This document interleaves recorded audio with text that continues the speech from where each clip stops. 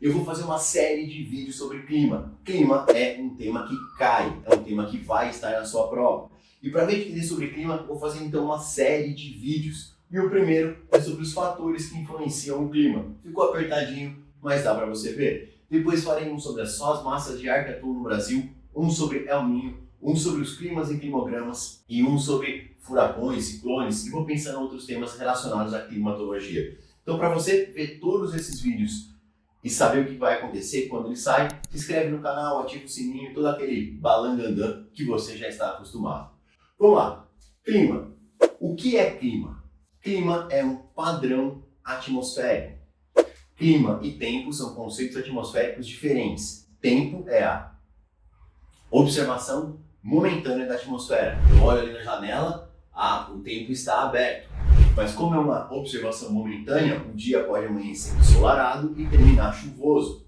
Já o clima é um padrão, é um comportamento padrão da variação do tempo naquela região. Eu posso falar que é onde eu moro, em Campinas, janeiro, fevereiro é quente e chuvoso, março começa a reduzir as chuvas, maio a temperatura cai um pouco, junho, julho são mais frios e já bem mais seco, agosto é mais seco, começa a esquentar, setembro o calor aumenta, começando as chuvas, outubro volta a chover, novembro e dezembro calor com chuva. É um padrão, é um clima. Para a gente entender quais são os principais fatores que atuam nesse clima, peguei até um giz aqui para me acompanhar, o primeiro fator e o fator principal é a latitude. Como assim a latitude? Mano, relação à linha do Equador. Quanto mais perto você estiver da linha do Equador, que é latitude zero, maior vai ser a sua temperatura. Por isso que se eu comparar o sul da América do Sul, sei lá, São Paulo e Fortaleza, Fortaleza vai ter um clima mais quente, porque está mais perto da linha do Equador. Já o sul da América do Sul está mais distante e vai ser mais frio. Os polos são muito frios, na linha do Equador é muito quente. Então, quanto menor a latitude, mais perto da linha do Equador, maior a temperatura. Esse é o fator principal e te ajuda em alguns exercícios, algumas análises que podem ser cobradas. Se você quer receber alguns materiais extras, faz o seguinte, se inscreve no meu canal no Telegram, vou deixar o link aqui na descrição, ou você consegue entrar pelo meu Instagram. Vamos lá. Segundo fator é a altitude. Cara, quanto maior a altitude, menor a temperatura. O ar vai ficando mais rarefeito, você tem menos moléculas de ar para poder reter a temperatura, tem uma variação de pressão e vai fazer com que conforme você aumenta a temperatura, aumenta a altitude e reduz a temperatura. Por isso que no alto das montanhas você encontra neve. Mesmo em regiões de clima quente, como no Quênia, no Monte Quênia, o alto dele vai ter neve. Aqui no estado de São Paulo é muito comum uma questão clássica que apostila, é ele comparar São Paulo e Campos do Jordão. Para quem não sabe, São Paulo está a uns 800 metros de altitude, só que Campos do Jordão está a 1.000 e pouco. 1.000 e pouco não, acho que é 1.600, é quase o dobro.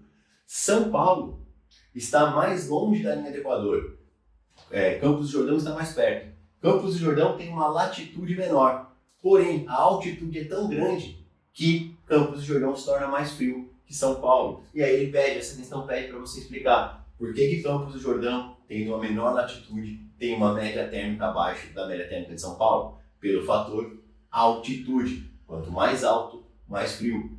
Mais ou menos assim é a graduação.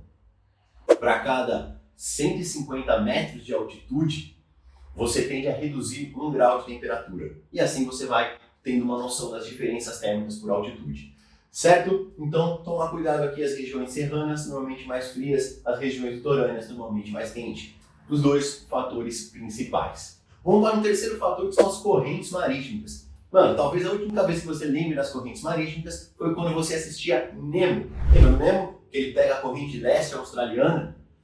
Pega essa referência então. Vamos lá. Correntes marítimas elas aparecem só de duas formas na sua prova. Ou ela vai aparecer as correntes marítimas quentes, que levam calor para aquela região costeira. A corrente marítima que aparece nas provas é a corrente do Golfo, que sai do Golfo do México e vai para a Europa, amenizando o calor no litoral europeu. Isso faz com que, mesma faixa de latitude, as regiões litorâneas da América do Norte sejam mais frias do que as regiões litorâneas da Europa. tanto que vários portos, até da Noruega, não congelam pela ação dessa corrente chamada corrente do Golfo. Eu vou daqui a pouco falar sobre a corrente fria e vou deixar aqui um mapinha para vocês verem as correntes marítimas. Vamos lá. Se as correntes quentes levam calor, as correntes frias levam frio. Isso é meio lógico. Mas qual é a ação dela mais importante? As correntes marítimas frias, elas ajudam na formação de um deserto. Atenção, não é o único fator para a formação de um deserto, mas é um fator importante que ajuda a formação de um deserto. O que eu vou fazer? Eu vou vir aqui para o canto e vou colocar aqui um mapa das correntes marítimas. Tá vendo o mapa? Eu não tô, mas acompanha comigo. Eu quero que você olhe primeiro para a corrente do Golfo que eu falei. É uma corrente que vai estar aqui em vermelhinho, saindo da região do Golfo do México, caminhando para a Europa, levando calor para essa região. Agora eu quero que você olhe nesse mapa as correntes marítimas frias e os desertos próximos a ela. Então, se você olhar na Califórnia, tem a corrente da Califórnia e o deserto da Califórnia. Olha aqui, ó, a corrente Humboldt na América do Sul e o deserto de Atacama. Olha a Austrália com correntes marítimas frias e deserto. Na costa do Atlântico da África, olha a corrente marítima de Benguela e o deserto do Kalahari. Cara, essa é uma relação importante para você ver. Mas, Vareta, por que isso acontece? Quando uma massa de ar passa sobre a corrente marítima que é fria,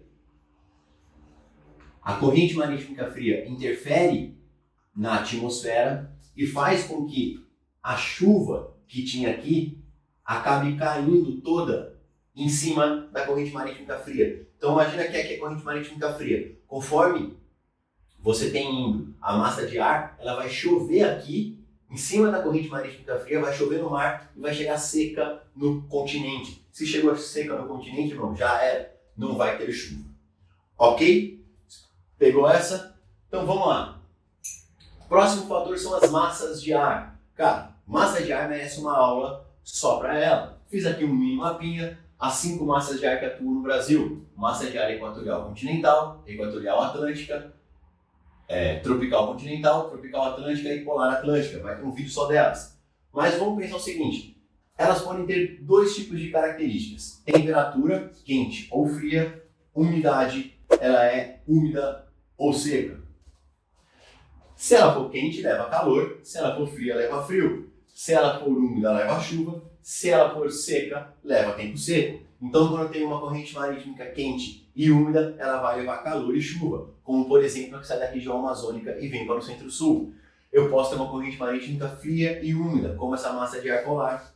Corrente marítima não, né? Massa de ar polar, que vem lá do sul e vai trazer frio e chuva. Então você vai ter que brincar, fazer uma análise combinatória aí para saber as características dela. Posso te dar uma força.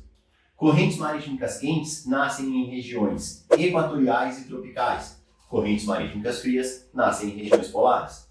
Correntes marítimas úmidas nascem no oceano. Correntes marítimas secas nascem no continente. Essa regra existe exceções. Essa massa de ar aqui é uma exceção à regra, mas já fica uma forma de você entender e vai ter um vídeo só sobre as massas de ar. Último fator, continentalidade e maritimidade. É a influência do continente, terra, ou do mar na temperatura.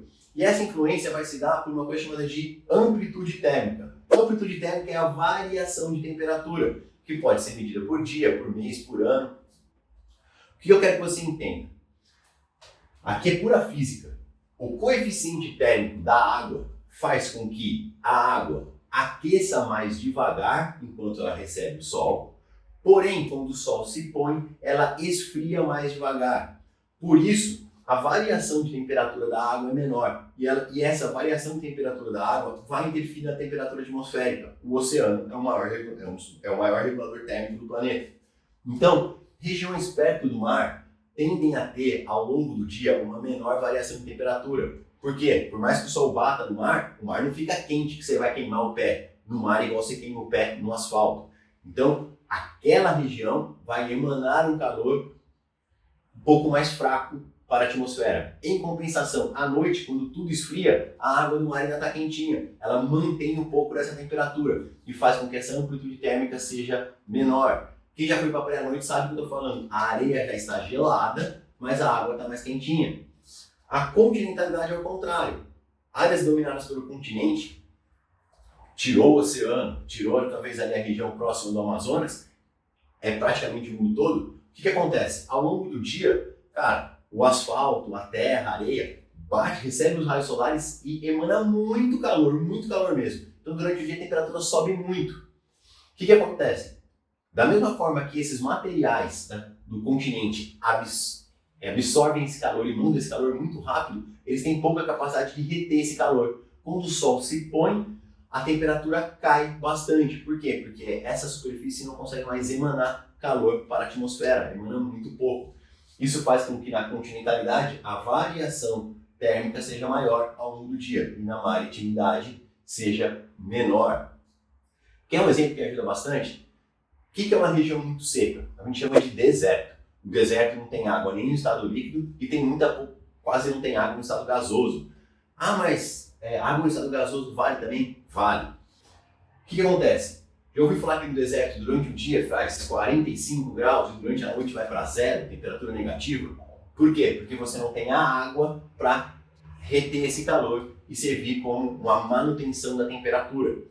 Se no deserto não tem água, imagina que no mar você tem muito, então as regiões litorâneas sofrem com a maritimidade. Outro exemplo, são aqueles dias mais quentes e secos que durante o dia está muito quente e à noite a temperatura cai bastante. Quando está muito seco, você não tem grande volume de água, nem na atmosfera você não consegue manter a temperatura. Então a variação dela é muito grande. Continentalidade e maritimidade é o último fator que a gente fala nessa primeira aula de climatologia. Cara, gostou? Compartilha, dá uma força, deixa o seu curtir e vamos que vamos. A próxima aula vai ser sobre as massas de ar que atuam no Brasil. Beijo para vocês e até mais.